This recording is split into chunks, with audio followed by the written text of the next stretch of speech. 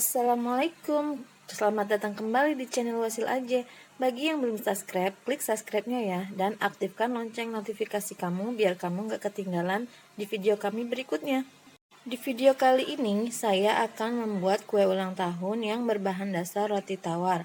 Kue ulang tahun ini sangat gampang banget, nggak pakai oven, juga harganya hemat di kantong. Sekarang langsung aja kita lihat cara membuatnya.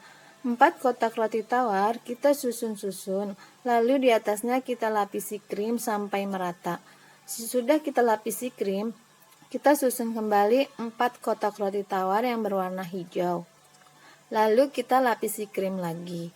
Ini saya memakai roti tawar warna putih dan hijau agar saat kuenya dipotong itu terlihat cantik. Setelah semua roti kita susun-susun dan dilapisi krim, lalu kita hias sesuai selera ya. Saya hias seperti ini karena ya memang saya bukan ahlinya.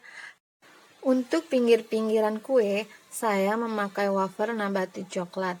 Saya memakai wafer nabati 2 bungkus. Wafer nabati coklat kita susun-susun agak memanjang ya, karena kalau berdiri kuenya kan memang kurang tinggi. Nah, untuk topping jelly warna hijaunya, teman-teman bisa lihat di deskripsi ya untuk pengen tahu bahannya seperti apa. Untuk menghiasnya, kalian bisa bebas ya. Kalian bisa coklatnya bisa dilelehkan merata atau di garis-garis seperti saya.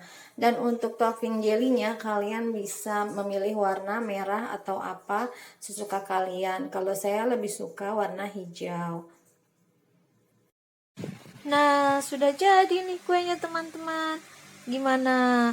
Mudah kan? Sudah mudah, murah, hemat di kantong loh. Terima kasih sudah menonton. Jangan lupa like, subscribe, komen, dan share video saya ya. Terima kasih. Wassalamualaikum.